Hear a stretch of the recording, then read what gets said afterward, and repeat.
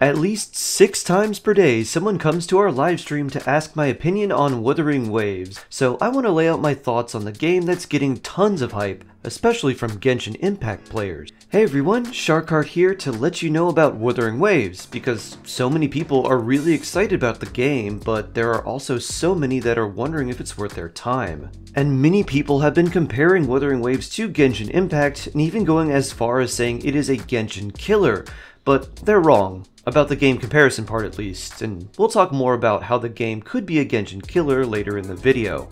On the surface, Wuthering Waves may look very similar to Genshin Impact, but it's actually a game that's much closer to something like Tower of Fantasy. That's because Wuthering Waves lacks the elemental reaction system to enhance character damage and create interesting interactions between players and enemies. Instead, Wuthering Waves places more of an emphasis on timing to dish out maximum damage. Parries and dodges are designed to be offensive parts of combat in Wuthering Waves, and compared to Genshin Impact, there's even more options for movement and attacking, like the ability to backdash. Getting the proper timing of a parry, dodge, dash, and so forth lets you use various abilities, such as Extreme Evasion, which allows you to not take damage while continuing your offensive. So for a general comparison, Genshin Impact's combat system is more reliant on the in-game elemental reaction system, while Wuthering Waves combat is more reliant on the player's mixed skill. So if you like games that encourage skill expression and for you to show off your abilities, Wuthering Waves has a lot of avenues for you to do just that. Each character has their own abilities, allowing you to use a variety of skills in addition to normal charged and plunging attacks, but there's also aerial attacks, abilities that trigger from parries and dodges, intro and outro abilities that trigger when you switch characters, and echo abilities that let you summon or transform into a previously captured enemy in combat. That may sound like a lot, but it's pretty easy to get used to, and the effect of this combat system is that every action you take, whether it's a normal attack, dodge, switching characters, or summoning an echo, is designed to continue an offensive series of actions. One really cool thing is that the character switches are client-side, unlike Genshin Impact, which is server-side, meaning that even if you have high ping, your actions will feel less interrupted, and you can often cancel the long animations of certain skills with other skills to chain abilities together very quickly. The effect of this is that playing Wuthering Waves almost feels like playing Kingdom Hearts 2, but with a lot more button presses. And while there aren't as many deep combat interactions like there are with Genshin, the combat is fluid and fast-paced, especially when you learn how to switch to avoid character and echo animation locks. This is also precisely why Wuthering Waves' battle system is very similar to Tower of Fantasy. Both games have an emphasis on dodging and special abilities you can activate from dodging, parrying, and so forth, and there's also aerial combat and the battle system that automatically uses a character's ability upon switching. And while Tower of Fantasy doesn't have echoes, it does have relics, which are functionally the same thing. Extra summons that you can use in battle to deal extra damage or cause certain effects. So when we think about combat in Wuthering Waves and Genshin Impact, they may look the same, but really they're different systems. Genshin's combat is based on elemental reactions and how well you manipulate the elements in real time to create fun and interesting effects. Wuthering Waves combat is more fast-paced and rewarding for players who can input their abilities with the right timings, allowing for skilled players to have a smooth and uninterrupted combat experience. Neither one of these systems is better than the other, it all comes down to personal preference. The main difference players will find is that Genshin's combat is based more on knowledge, aka knowing the different elements and how they will react and when to best use their skills, while Wuthering Waves combat is based more on player skill, aka the ability to dodge, parry, attack, and switch characters at just the right time. And while combat is a major part of the game, it's not the only part. So now we'll look at other aspects of the game, some of which are way better than Genshin Impact, and some of which are much worse. Like most other gacha games, Wuthering Waves uses an energy or stamina system very similar to the resin system in Genshin Impact. The Wuthering Waves energy or stamina system is called Wave Matter and it caps at 240. You can recover 1 wave matter every 6 minutes, which means you can recover the full amount in 24 hours. Genshin's current resin system with the 160 resin cap requires you to log in twice per day if you don't want to overcap on resin, which is honestly just tedious. So for about a week, Wuthering Waves has a much better energy/stamina system because it will max out after 24 hours, whereas Genshin's current system maxes out after about 21 hours. What's also really nice is that Wuthering Waves does not completely lock progress behind this energy/stamina system, at least in the early to mid-game, and that's because of how they handle world exploration. Wuthering Waves has a great incentive to explore the world, which is that enemies you defeat have a chance to drop an Echo, which is basically the same thing as an artifact in Genshin Impact, but it can be summoned and used in combat as well as equipped for stats. When you first start out, you can't get very powerful echoes, but as you farm more enemies, you unlock higher tiers of echoes and get more powerful versions and higher rarities of them, including ultra rare versions of them, dubbed shinies, like the shiny versions of Pokemon with alternative colors. This is a really cool system because it makes exploration and fighting overworld enemies actually feel meaningful, unlike in Genshin Impact, where the overworld enemies just feel like a chore to fight. The problem with this is that it's really only good in the early to mid game because leveling up these echoes will require wave matter, or resin, the time-gated energy system of the game. But at least there's a good way to progress your characters through exploration in the early to mid game, though you may get tired of looking at the same rocks and pale grass over and over. The environments in Wuthering Waves aren't very bright and flashy, and that's not a bad thing, but I found that a lot of the areas were just drab and boring, and they just really felt dated. Comparatively, Genshin Impact's environments are colorful, they're interesting, they're full of ambiance, and if they were real places, I would genuinely want to go there. The music that accompanies these environments in combat is pretty good, but honestly it just didn't really stand out to me. But I played a lot of Genshin Impact where the music is incredible, and frankly it's just hard for most other mobile games to compare.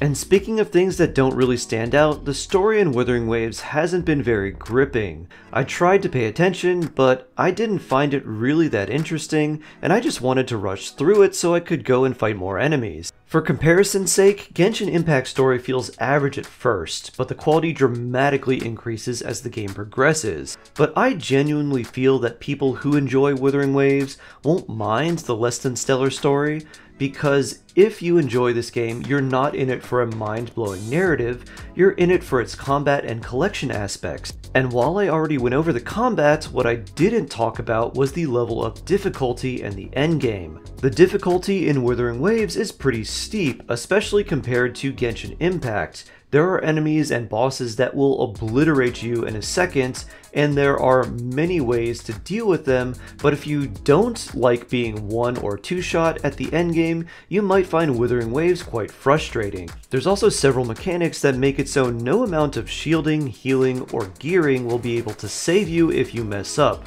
which I'll touch on a bit while going over the endgame. There's 3 distinct endgame modes: the Hazard Zone Tower, Hologram Bosses, and the Illusion Realm. The Hazard Zone Tower is a progressively more difficult challenge, kind of like Genshin's Spiral Abyss, that requires 3 teams or 9 characters to complete. This is the main endgame mode, and it's a DPS check meant to balance around having the max level characters and great gear.